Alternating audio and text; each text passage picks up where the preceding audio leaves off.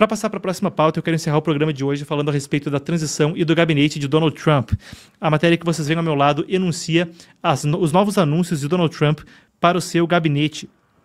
Vamos lá então, isso é uma questão interessantíssima e o que eu quero passar com vocês é pela discussão premente no momento da transição, que é Donald Trump indica o gabinete mais MAGA, mais à direita, mais alinhado consigo, ou não só necessariamente alinhado consigo, mas de figuras consideradas com posições mais radicais ou mais extremas ou o que quer que seja, mais distantes do establishment político nos Estados Unidos. Ele conseguirá que essas pessoas assumam de fato os cargos.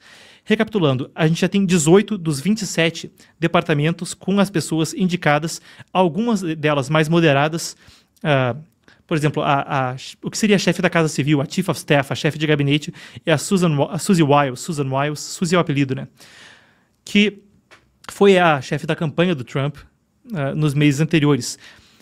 Até aí, ok, mas tem algumas outras escolhas. O diretor da CIA, John Ratcliffe, que é considerado um cara mais moderado, já é um cara que esteve anteriormente, Mike Waltz também como conselheiro de segurança nacional, mas alguns dos cargos que trazem mais atenção são, por exemplo, o Matt Gaetz, que centraliza ali a chefia do Departamento de Justiça, equivalente ao Ministério da Justiça, é uma função só nos Estados Unidos, e a Procuradoria-Geral da República. Então, o Matt Gaetz é visto com muita cautela e tem alguns outros, por exemplo, a Tulsi Gabbard à frente de toda a comunidade de inteligência. Ela que já foi acusada anteriormente de ser mesmo uma espia russa e houve mesmo pronunciamentos na televisão russa, emissoras russas chamando ela de amiga, falando que ela parecia ser uma agente russa e fazendo brincadeiras a respeito do assunto, o que, claro, pegou muito mal em parte do debate público. Muita gente diz que não, ela é uma pessoa que é uma patriota nos Estados Unidos, ela só não quer as guerras e ela vai promover a paz no exterior. Então, é um debate que existe a respeito dela, mas essas acusações podem pesar na hora de uma eventual confirmação no Senado. O Marco Rubio, como secretário de Estado, claro, não desperta tanto atenção como Tulsi Gabbard ou Matt Gaetz na comunidade de inteligência e no Departamento de Justiça, respectivamente, mas é ainda uma questão que pode encontrar alguma resistência. Com ele, eu vejo menos. Marco Rubio, claro, que é uma pessoa de descendência latina, os pais dele, os parentes dele sobreviveram ao comunismo cubano e ele traria um olhar muito especial para a América Latina. É uma das pessoas que estaria entre os parlamentares que pressionaram, por exemplo, para que fossem cassados os vistos, para que fossem anulados os vistos de ministros da Suprema Corte brasileira. Mais recentemente, para a gente ter as últimas informações, houve a Linda McMahon e o Howard Lutnick nas Secretarias de Educação e do Comércio. A Linda McMahon, que é uma pessoa da indústria do entretenimento, teve envolvida na fundação. A questão daquelas lutas ensaiadas nos Estados Unidos são algumas das pessoas que Trump indica e que podem gerar algum tipo de resistência no Congresso.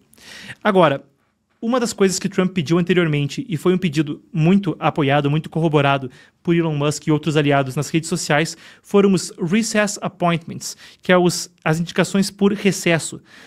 E essa é existe uma matéria especial na Epoch Times, já está disponível no inglês e em breve deve estar em português.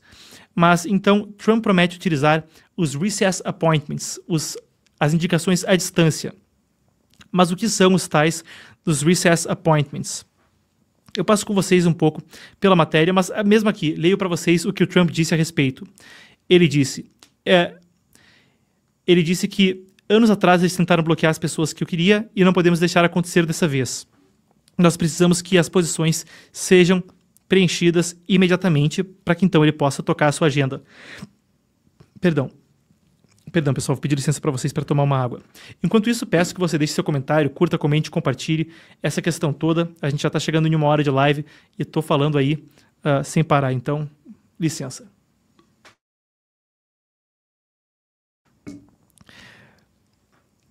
Perfeito, pessoal. Vamos lá. Então, eu passo com vocês pela matéria para a gente entender quais são as possibilidades de Trump com as indicações para o gabinete. Vale a pena a gente dizer também que não é tão improvável que muitos deles sejam aprovados no Senado. Isso se aplica a algumas exceções, tá? As pessoas que devem ter dificuldade.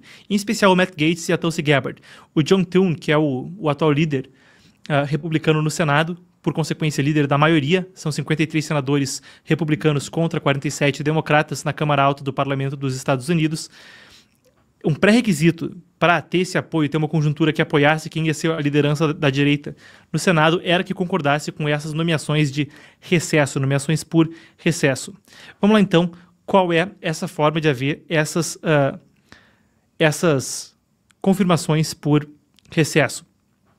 O artigo 2 da Constituição dos Estados Unidos diz que o Senado dê conselhos e consentimento para a autoridade para confirmar ou rejeitar os apontados presidenciais para posições de gabinete, nível de ministério de secretariado, para embaixadores e para juízes da Suprema Corte, e certas outras posições nos Estados Unidos. Normalmente tem ainda um processo nas comissões para aprovar as pessoas. A comissão, na verdade, não importa se aprova ou não, o que importa é o plenário.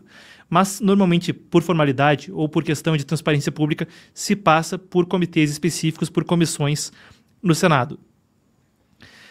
Historicamente, tá, a maioria das pessoas passa. Só 9 pessoas que na história foram rejeitadas.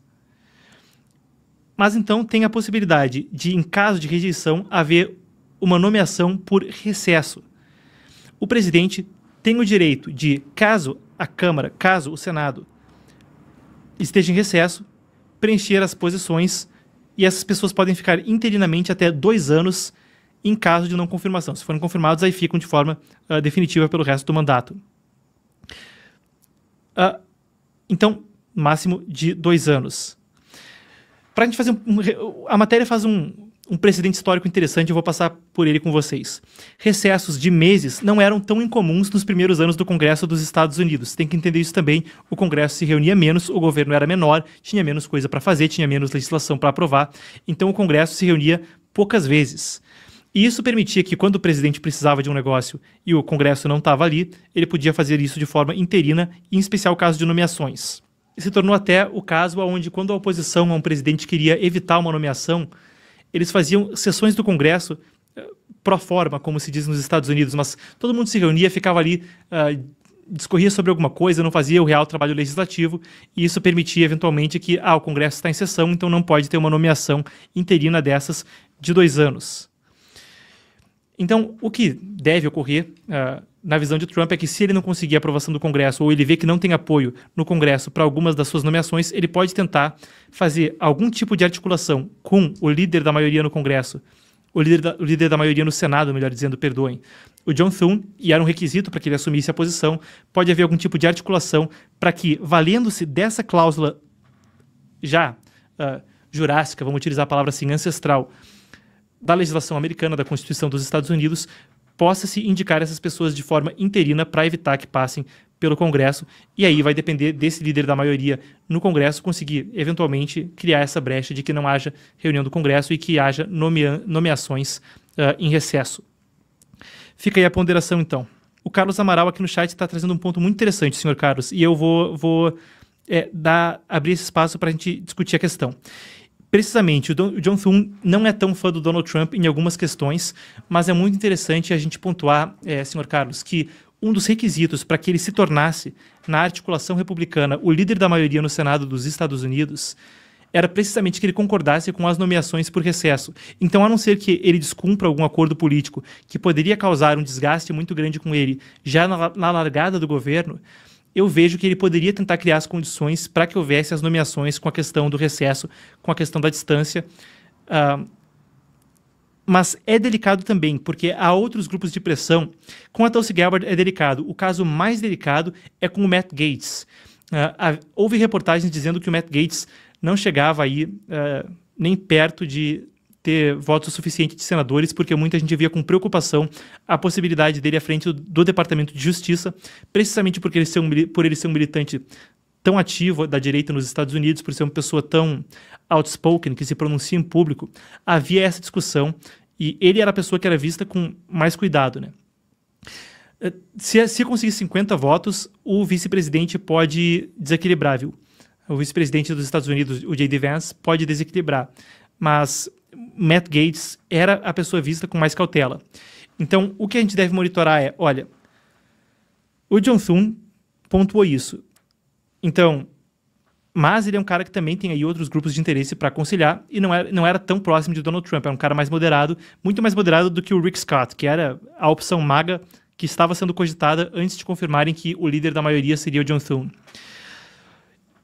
Então, é um argumento muito válido que o senhor faz e a gente continua monitorando se vai ou se não vai.